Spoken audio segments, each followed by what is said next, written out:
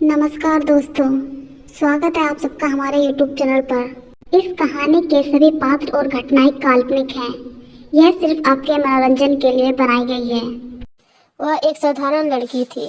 लगता था कि वह पहली बार इस तरह का काम कर रही थी, क्योंकि उसके चेहरे पर घबराहट के भाव थे।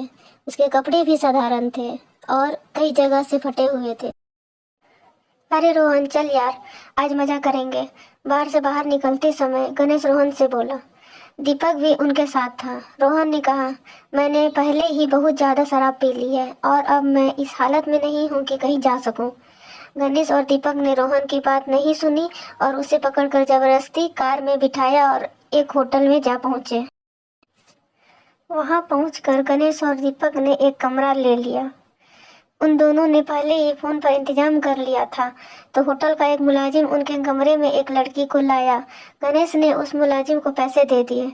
वह लड़की को वहीं छोड़कर चला गया। वह एक साधारण लड़की थी। लगता था कि वह पहली बार इस तरह का काम कर रही थी, क्योंकि उसके चेहरे पर घबराहट के भाव थे। उसके कपड़े भी साधारण थे और कई जगह से फटे हुए थे। रोहन उस लड़की के चेहरे को एकटक देख रहा था। उसे उसमें मासूमियत और घबराहट के मिले जुले भाव नजर आ रहे थे, जबकि गणेश और दीपक उसको केवल हवस की नज़र से देखे जा रहे थे। तभी गणेश लड़खड़ाता हुआ उठा और उसने दीपक और रोहन को बाहर जाने के लिए कहा। वे दोनों बाहर आ गए। अब कमरे में केवल वह लड़की और गणेश थे। गणेश ने अंदर से कमरा बंद कर लिया। रोहन को यह सब बिल्कुल भी अच्छा नहीं लग रहा था, लेकिन गणेश और दीपक ने इतनी ज़्यादा शराब पी ली थी कि उन्हें होश ही न था कि वे क्या कर रहे हैं। काफ़ी देर हो गई तो रोहन ने दीपक को कमरे में जाकर देखने को कहा। दीपक शराब के नशे में चूर था। लड़खड़ाता हुआ कमरे के दरवाजे पर पहुंचकर उसे खटखटाने लगा। काफ़ी देर बाद लड़की ने दरवाज़ा खोला। उस लड़की ने दीपक से कहा कि उसका दोस्त सो गया है, उसे उठा ले। नशे की हालत में चूर दीपक उस लड़की की बात सुनने के बजाय पकड़कर उसे अंदर ले गया और दरवाज़ा बंद कर लिया। रोहन दूर बरामदे में बैठा यह सब देख रहा था। दीपक को भी कमरे में गए काफ़ी देर हो गए तो रोहन ने दरवाज़ा खड़काया। इस बार भी उसी लड़की ने दरवाज़ा खोला। वह अपरेशान दिख रही थी।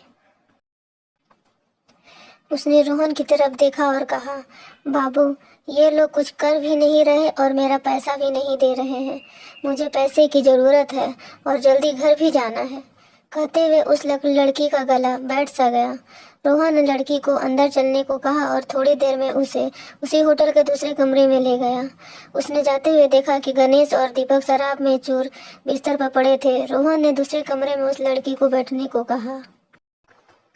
लड़की घबराते हुए बैठ गई। वह थोड़ा जल्दी में लग रही थी। रोहन ने उससे पास रखा पानी पीने को दिया, जिसे वह एक सांस में ही पी गई। पानी पीने के बाद वह लड़की खड़ी हुई और रोहन से बोली, बाबू, अब जो करना है जल्दी करो। मुझे पैसे लेकर घर जल्दी पहुंचना है।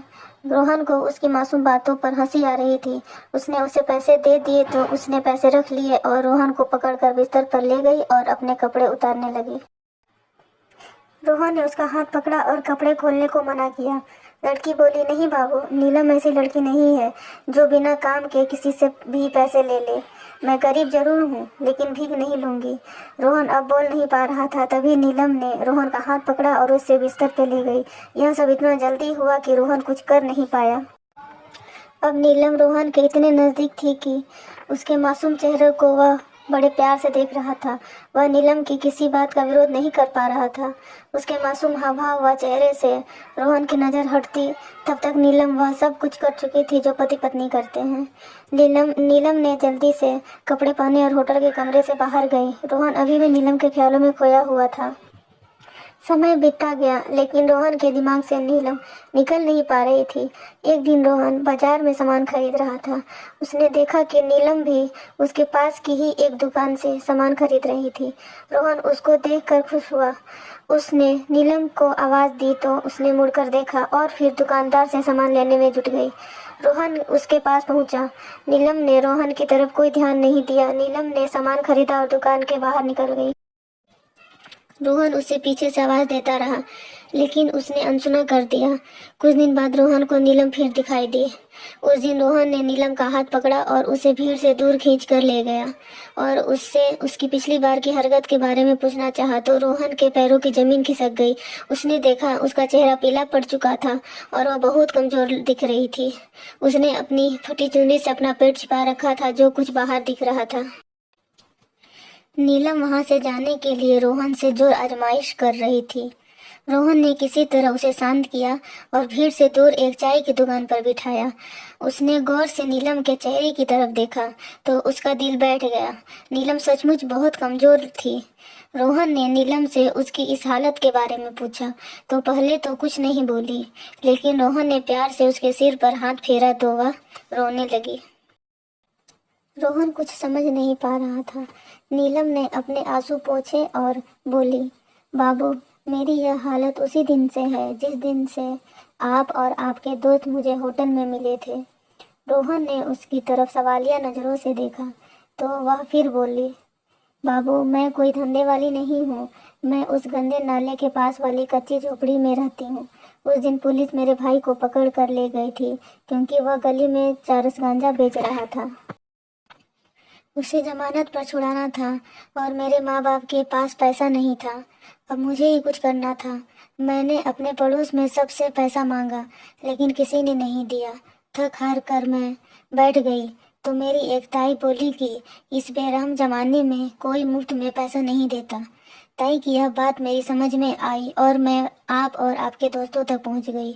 नीलम चुप हुई तो रोहन ने अपने चेहरे के दर्द को छुपाते हुए पूछा, तुम्हारी यह हालत कैसे हुई? कस्तूरी ने कहा, बाबू, यह जानकर आप क्या करोगे? यह तो मेरी किस्मत है। रोहन ने फिर जोर दिया तो नीलम बोली, बाबू, उस दिन आपके दिए गए पैसे से मैं अपने भाई को हवालात से छुड़ा लाई तो भाई ने पूछा कि पैसे कहाँ से आए। मैंने झूठ बोल दिया कि किसी से उधार लिए हैं। थोड़ी देर चुप रहने के बाद वह फिर बोली, बाबू, सब ने पैसा देखा लेकिन मैंने जो जिस्म बेचकर एक जान को अपने शरीर में आने दिया तो उसे सब नाजायज कहने लगे और जिस भाई को मैंने बचाया था वह मुझे झंडे वाली कहने लगा और मुझे मारने लगा। वह मुझे रोज ही मारता है। यह सुनकर रोहन के कलेजे का खून सूख गया। इस सब के लिए वह खुद को भी कसूरवार मानने लगा। उसकी आंखों में भी आंसू छलक आए थे। नीलम ने यह देखा तो वह बोली, बाबू, इसमें आपका कोई कसूर नहीं है। अगर मैं उस रात आपको जिस्म नहीं बेचती तो किसी और को बेचती, लेकिन बाबू, उस दिन के बाद से मैंने अपना जिस्म किसी को नहीं बेचा। यह कहते हुए वह चुप हुई और कुछ सोच कर बोली, बाबू, उस रात आपके अच्छे बर्ताव को देखकर मैंने फैसला किया था कि मैं आपके इस प्यार की निशानी को दुनिया में लाऊंगी और उसी के सहारे ज़िंदगी गुजार दूंगी, क्योंकि हम जैसी गरीब लड़कियों को कहाँ कोई प्यार करने वाला जीवन साथी मिलता है। इतना सुनकर रोहन का गला भर आया। वह आगे बोली, बाबू, यह आपकी निशानी है और मैं इसे दुनिया में लाऊंगी, चाहे इसके लिए मुझे मरना ही क्यों न पड़े। इतना कहकर वह तेजी से उठी और अपने घर की तरफ चल दी। यह सुनकर रोहन जैसे थम सा गया। वह कह कर भी कुछ कह नहीं पाया। उसने फैसला किया कि कल वह नीलम के घर जाकर उससे शादी की बात करेगा। वह रात रोहन को लंबी लग रही थी। सुबह रोहन जल्दी उठा और बदहवास सा नीलम के घर की तरफ चल दिया। वह उसके मोहल्ले के पास पहुंचा तो एक जगह भीड़ जमा थी। वह किसी अनहोनी के डर को दिल में लिए भीड़ को चीर कर पहुंचा तो उसने देखा तो जैसे उसका दिल बाहर निकलने की कोशिश कर रहा हो। नीलम जमीन पर पड़ी थी। उसकी आंखें खुली थी और चेहरे पर वही मासूम मुस्कुराहट थी। रोहन ने जल्दी से पूछा कि क्या हुआ तो किसी ने बताया कि नीलम के भाई ने उसे चाकू से मार दिया है, क्योंकि सब नीलम के पेट में पल रहे बच्चे की वजह से उसे बेइज्जत करते थे। रोहन पीछे हटने लगा। अब उसे लगने लगा था कि वह गिर जाएगा। तभी पुलिस का सायरन बजने लगा तो भीड़ छुटने लगी। रोहन पीछे हटते हुए नीलम को देख रहा था। उसका एक हाथ उसके पेट पर था और शायद वह अपने प्यार को मरते हुए भी बचाना चाहती थी। उसके चेहरे पर मुस्कुराहट ऐसी थी जैसे उन खुली आंखों से रोहन को कहना चाहती हो, बाबू, यह तुम्हारे प्यार की निशानी है, पर इसमें तुम्हारा कोई कसूर नहीं है। रोहन पीछे मुड़ा और अपने घर पहुंचकर रोने लगा। वह अपने आप को माफ नहीं कर पा रहा था, क्योंकि अगर वह कल ही उसे शादी की बात कर लेता तो शायद नीलम जिंदा होती। बारिश होने लगी थी। बादल जोर से गरज रहे थे। वे भी नीलम के प्यार के लिए रो रहे थे।